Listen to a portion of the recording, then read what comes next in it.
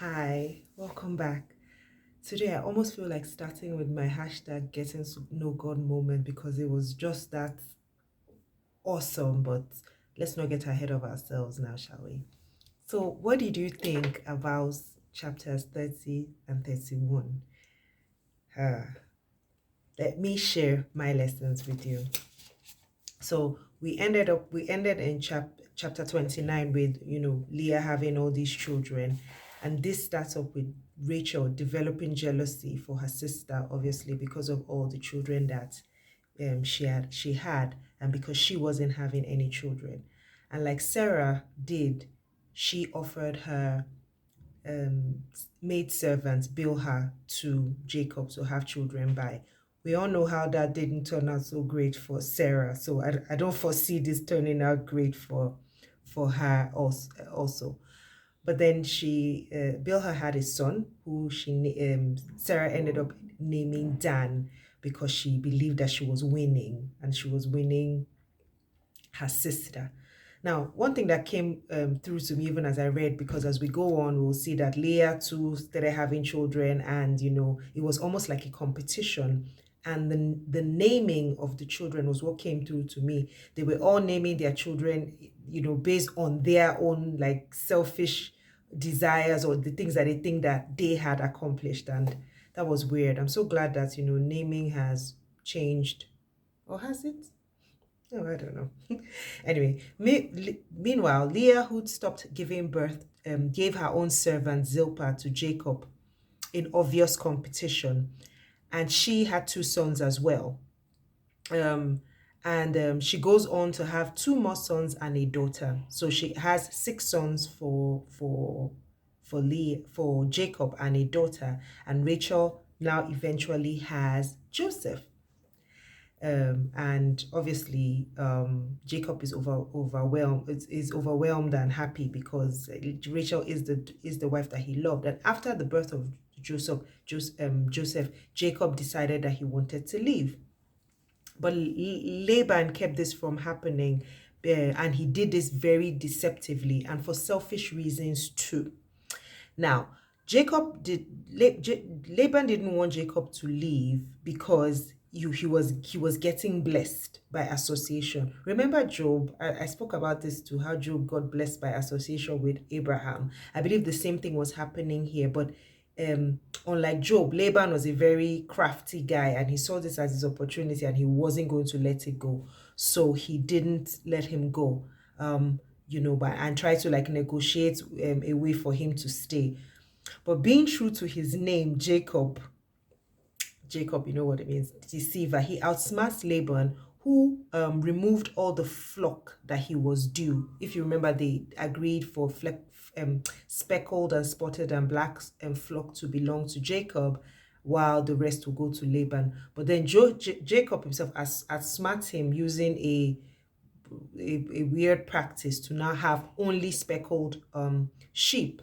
And then obviously his flock began to grow and Laban's didn't. But Laban's sons found out about this and go to their father and they tell him.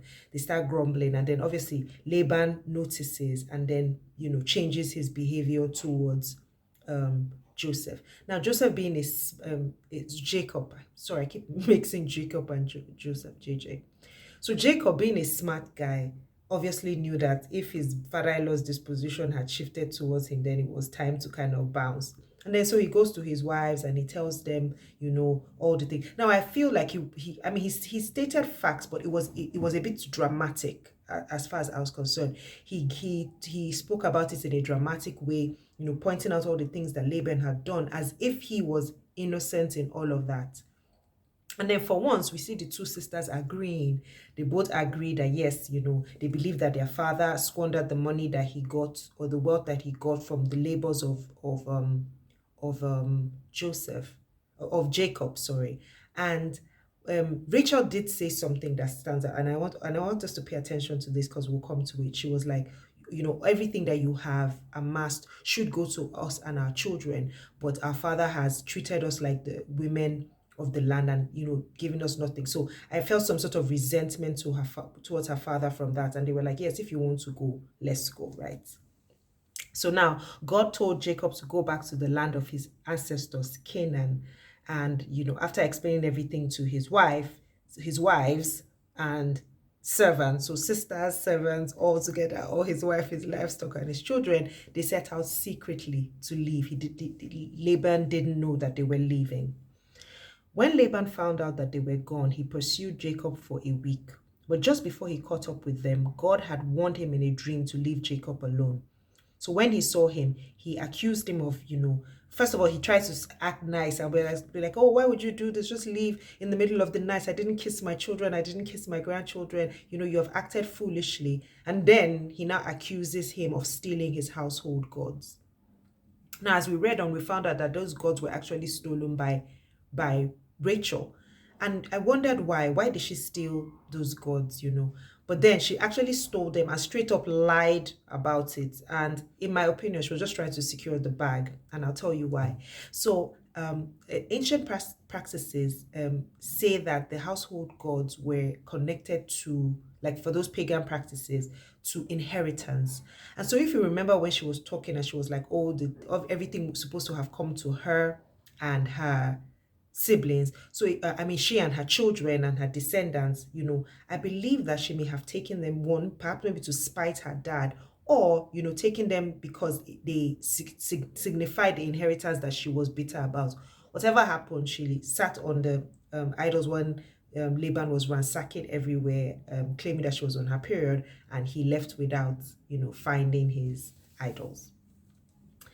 And then Jacob responded to Laban's harassment and unfair treatment with a dramatic tirade, even though he stated facts. But he left out the part where he wasn't exactly blameless in all of that. We all know that he did some crafty things as well.